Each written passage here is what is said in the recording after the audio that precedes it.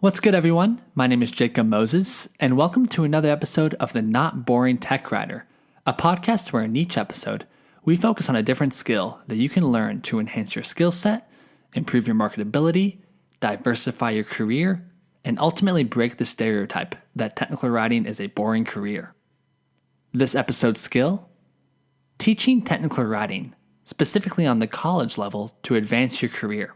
The technical writer has a variety of valuable skills, such as making documents enjoyable to read and complex topics easy to understand. However, the skill that I think is most valuable to the technical writer is the desire to stay relevant and advance their career. We may not get a lot of love for it, and technical writing is definitely not the first profession people think of when they think of innovation. But from the conferences I've attended, such as Write the Docs, and the technical writers I've spoken with, we're a group always trying to learn and get better. So we pick up a programming language, we get continued education, or maybe we dig into API documentation, hopefully through Tom Johnson's course on his site, I'd Rather Be Writing. But there's another way to advance our career in technical writing, one that many of you in the industry perhaps have never considered, and that's teaching technical writing. My guest today, Kim Campbell, who's the chair at the University of North Texas's Technical Communication Department, has worked in academia for many years and recently has noticed a promising trend.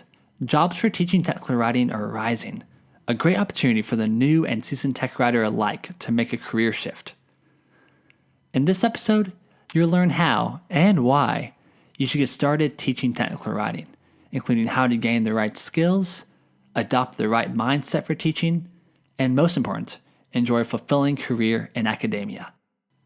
Big shout out to Knowledge Owl, a wonderful knowledge-based software for sponsoring the podcast, and I hope you all enjoy this episode.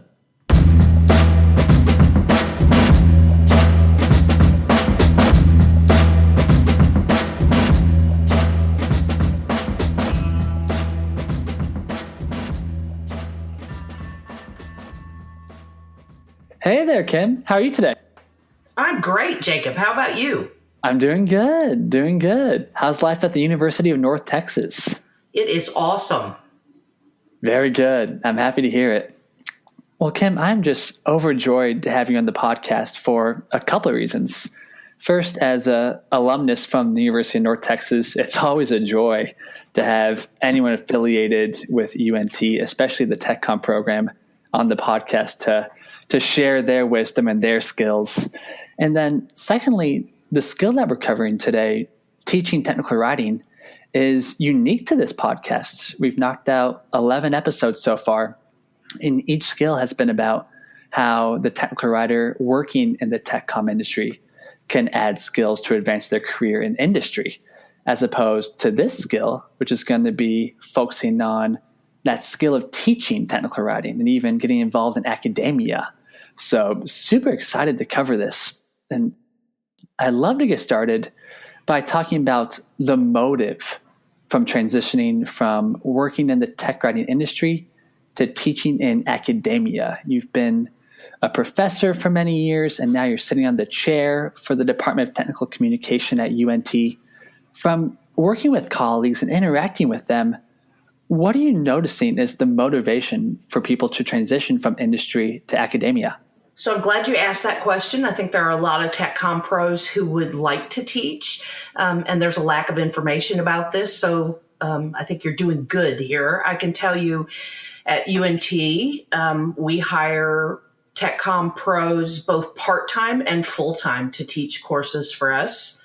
I think people are interested in teaching for a variety of reasons. One of them is the chance to enjoy a little more intellectual challenge. College is certainly more open. You can think about the things that you like. You can say more of the things that you like. You can work on the things that you like, as opposed to corporate America. So you have a little more freedom. I think people also are attracted to the idea of making a difference in students' lives. They reflect on their own time as a student, and I think they often wish that they had had someone tell them the kinds of things that they now have to give to students.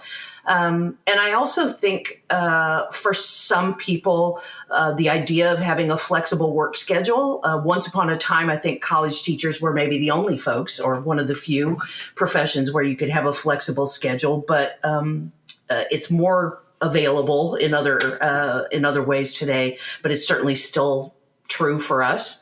We teach classes every day of the week, evenings, mornings, afternoons, whatever, and so people can with within a few parameters, they can choose their own work schedules. Awesome. Yeah, and you get to live where you work, which is huge also. Yes, just it thinking is. about, I'm kind of still in technical writing. I do documentation for my current employer at Strong Towns, but I love the city of Denton. However, it can be difficult for this size of college town to be able to live and work in Denton. Of So course. I imagine that's another plus of pursuing academia is that you get to stay in these beautiful college towns with that mix of young folk and intellectual folk. It's a really great combo. Exactly. Kim, I was looking on your LinkedIn page, and you wrote this great post about why people should consider teaching technical writing. I think it was during the time when UNT had an open spot for a professor. Okay. And you noted in this blog post that teaching technical writing can be a really good next step for the technical writer. And that made me particularly excited because when I was working deeper in the tech writing industry, all I was seeing in regards to career advancement was working in API documentation. I was reading that, hey, that's Right. where all the jobs are going. The jobs are going down for end user documentation, which is what initially attracted me to tech writing. Right. So I found myself in a little bit of a pickle because as much as I wish I was like into programming, like I read Tom Johnson's I'd Rather Be Writing blogs. And like theoretically it sounds awesome, but I can't get into it. So it's exciting to hear that teaching can be a good next step. Can you elaborate on why that is? Sure. I think the majority of TechCom pros already teach. In other words, much of what they write or edit or design or create is about instructing someone, a user, their audience. So in that way, teaching is something they're already doing, already familiar with. I think almost all of us have a thirst to pass on the knowledge that we've gained, and teaching tech writing, especially in a department with tech comm majors like ours at UNT, means that you would have that opportunity. Awesome. So Kim, someone's listening to this podcast and we have a wonderful diversity of listeners from students to new in the industry to seasoned tech writers. If some of the students or new tech writers are interested by this topic of teaching technical writing that you're pitching, but maybe are thinking to themselves that they don't have the skills or the knowledge yet to be a good teacher because they're new in the industry, what would you say to them? Well, the first thing is definitely that few, if any, are born great teachers. So like all professions, teaching requires some explicit and tacit knowledge to succeed. I think it probably requires 3 qualities. The first is presence, that ability to command a room. That does not mean that you have to be the super extrovert and the performer, but you do have to be able to get people to attend to you. We do that in different ways. People can get better at that with some practice and training and feedback. Another quality that a teacher needs is audience awareness, something that every tech writer obviously has some skill with. And the reason I say that, of course, is because your students are like your end users, and you need to be paying attention to where they're at, how they're doing. And it's a constant back and forth. Of course, you make plans and you design experiences for those students, but you don't always know how it's going to go. And so you have to be paying attention so that you can adjust, change the assignment, change the topic for the day, change whatever it happens to be. So I think So you need command, or the ability to really command a room. You need the ability to pay attention to audience. I think you also have to have a respect for knowledge, and maybe some humility about your own level of knowledge. So I think all three of those qualities are things that I see regularly in tech comm professionals. So I would think that as long as they recognize that there's going to be a growth, a time in which they're going to have to practice and not be good and fall down and get back up and improve, they can become great teachers. Yeah, Kim, I appreciate you bringing up the qualifications of a good teacher, because I understand that some of them will come with continued education, which we're going to talk about here in a little bit with what UNT is doing. But if someone's currently working in the tech comm industry, they've practiced humility, they're looking at their own skill set and see some gaps in their own assessment in relation to these qualities. Is there anything that they can do today to start to hone in on these skills? Are there things that they can do in industry? Are there certain resources or books they would recommend to help them kind of make that pivot in their mind from industry to academia? Okay, it's a hard question to answer, to be honest with you. I want to start, though, by saying that the knowledge that professionals have developed in industry is priceless in a tech writing classroom. So awesome. The fact that you're not an experienced teacher doesn't mean you're coming to a tech writing classroom with nothing to offer. In fact, in many ways, you have better stuff to offer students. You may not know how to offer it to them, but you have tremendous stories to tell and experiences to share that an academic like me, who's been in a classroom for a very long time, my stories are older. And they're a little different. I have to work on them. They're not as industry relevant to the students in my classes. So that's really a priceless thing that you bring with you. Awesome. It's certainly true that learning to teach it's art. I would say it's more art than science. It requires a lot of knowledge that's opaque to people whose singular classroom experiences as a student. What I mean by that is most of the work done by instructors is really invisible to students. So there's all this time spent planning and creating course activities or assignments or lectures or whatever. There's time spent reading or studying, doing a lynda.com tutorial on something that you're not current on, or there's a lot of time spent grading or providing feedback. And those activities are actually, all that behind the scenes stuff is far more labor intensive for most of us than the actual time spent in a classroom with students. So I think you can see already that there are a lot of parallels between the things that you do at work and the behind the scenes things that you would need to do to prepare to be a teacher. I do believe everybody needs some explicit instruction, and you definitely need some mentorship to develop teaching skills. I don't know how to do this. It's very much an apprentice model kind of thing, but I think that it's true for all of us. It makes me think one of the most painful and difficult lessons that every teacher has to learn is that his or her students don't think or act like he or she did back when they were a student. So when we imagine ourselves teaching, this imaginary student audience we're facing is usually not really representative of the actual audience that you're going to deal with. Most of us who want to teach were highly motivated. We were the odd students, but we didn't realize how odd we were. Most students are a lot less motivated, and that lesson's kind of hard to swallow, but it's important so that you can meet students where they are and not where you wish they were. I'm not sure that's answered your question. It does, and I'm so glad you brought up mentorship. There's a great organization, listeners, which I'm sure many of you are familiar with.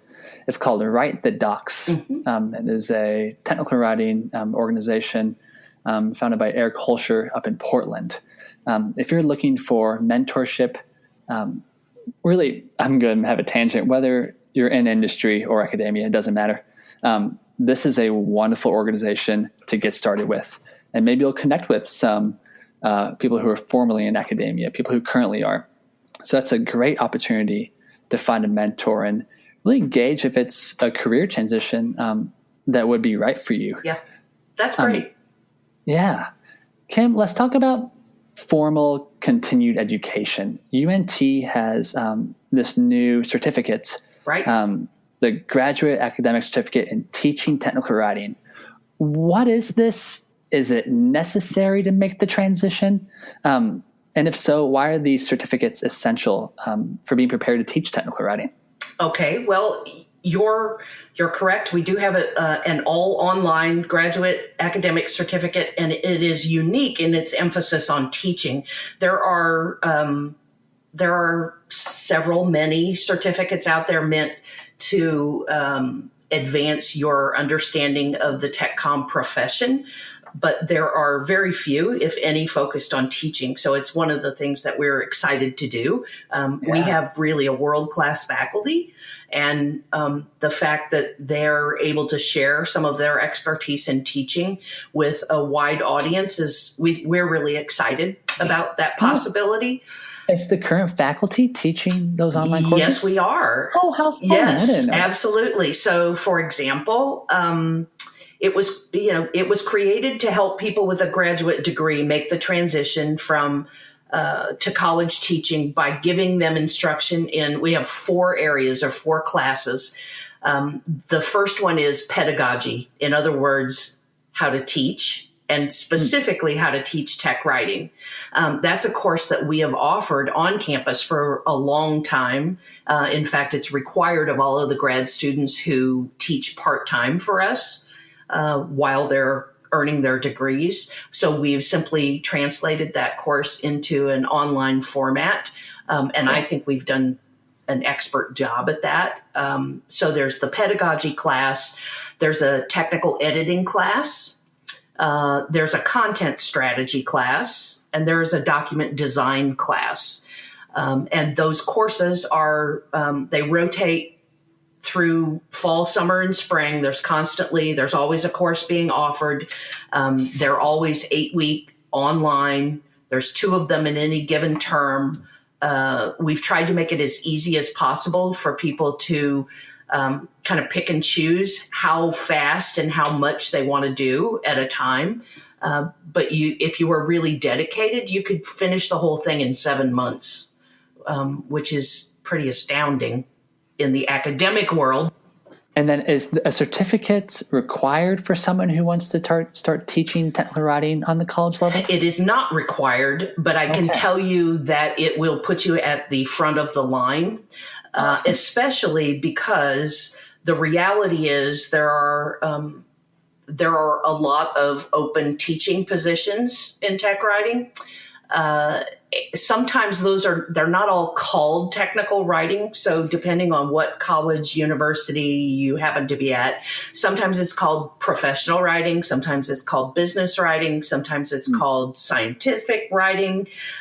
Really, it's all the same basic thing, the same principles, the same kinds of assignments, the same kind of teaching experience. There are a lot of those positions available. And what happens now is that it's difficult to find someone who's qualified. So unfortunately, a lot of times those classes are taught by people who are not well qualified. And this is something that the faculty at UNT feel badly about. And it's one of the reasons why we think the certificate we're offering is very important, because it's not only about helping an individual transition into teaching, it's about raising the quality of education that students get about what it means to do tech writing. That's awesome, Kim. Have y'all started enrollment? We have. In fact, we started last spring. So we've been running, every class has been offered more than once now. Yes. Awesome. Any success stories so far you can share? In fact, I can't remember where the woman is at. I believe that we just had the first person complete the certificate, and Awesome.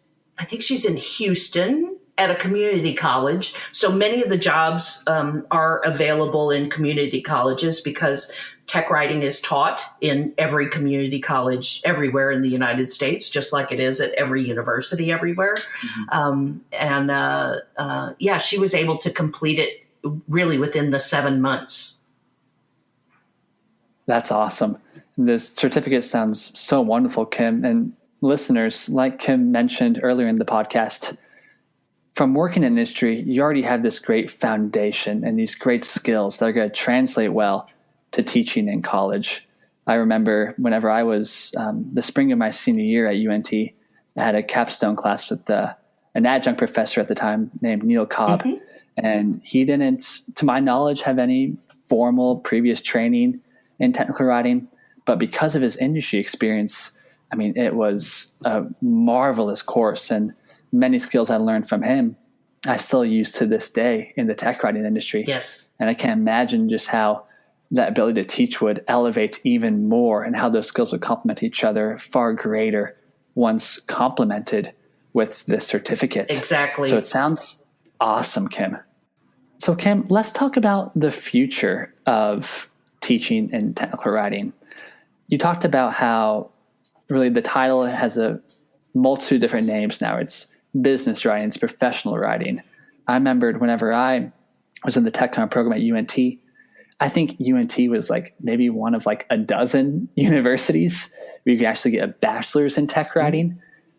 Are you noticing that industry is growing and that there really are going to be lots of opportunities in the future for folk to transition into teaching technical writing?